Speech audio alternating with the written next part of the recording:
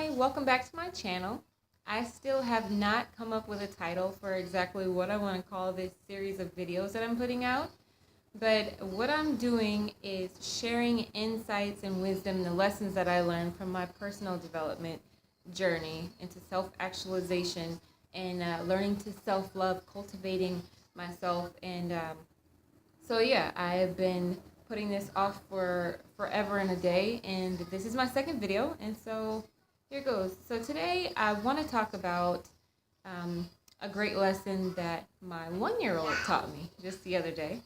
I was watching him across the room, and he's sitting on the floor. There's a couple toys there, and then he just randomly burst out laughing. I mean, he was just ha ha ha ha, just completely hysterical. And his laughter was so contagious that I started laughing. And I'm looking over, I'm like, hey, cutie pie, what's so funny? What's so funny? And it's like as soon as I said that, something like shut off for me. And Spirit was like, stop, And what that was for me was, why do I need to know what's so funny? Like, is it so hard to relate to the fact that you could randomly just burst out in laughter by yourself for no reason? And I mean, here I was, I'm looking around the room, and I'm like, did something funny happen? Or did he think about something? Did he see something that I missed? And it's amazing how much chatter just started up in my head trying to figure out why he was laughing.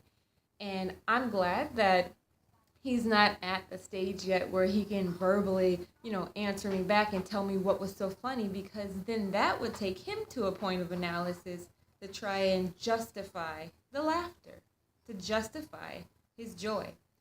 And it's a trip how such a tiny little event, a little speck in time, because this happens with both my sons all the time, from they'll walk around, they'll make noises with their mouth and move around their hands, they'll dance, they'll drum on things, they sing, they laugh, and it's all random, And so what I got from that is, after poking and prodding and analyzing, I realized that he's content, like he's not really thinking about what's for lunch or, where is this going to come from or where is that going to come from. He's sitting on the floor and he's got all his toys there. And he's just content, he doesn't want anything or need anything in the moment. And so he probably just laughed because the joy that's inside him, the joy that sprung from his own gratitude of being content and knowing that everything is cool and being fully present, that joy just bubbled up and it overflowed. And so I just think that it's so beautiful that a child, they do this all the time, and we, after a while, I feel like sometimes it gets taken for granted, but this time was different for me, because I know that happiness does not come from your circumstances. Happiness cannot come from attachment. Happiness is something that transcends any box that we could possibly create. Happiness is a byproduct of contentment and gratitude.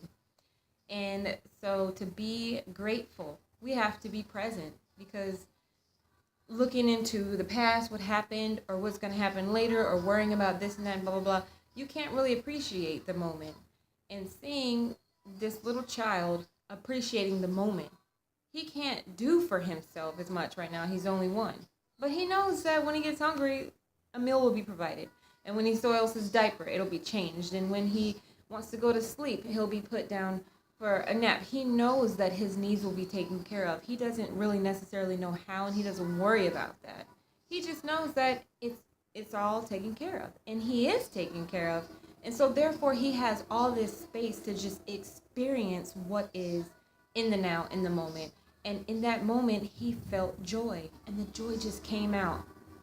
So anyway, I just wanted to share that with you and remind you to remember to be present, to just be present. Have gratitude. And gratitude is not something that we can compartmentalize either. I'm grateful for this and for that. Even though I'm struggling to be grateful for this over here, I'm grateful for these things. Gratitude just is. Gratitude is a state of being. And in order to have gratitude, we have to be present. And starting with things like, I'm grateful that I'm breathing right now. I'm grateful that I can see, that I can hear, that I can taste and smell and feel.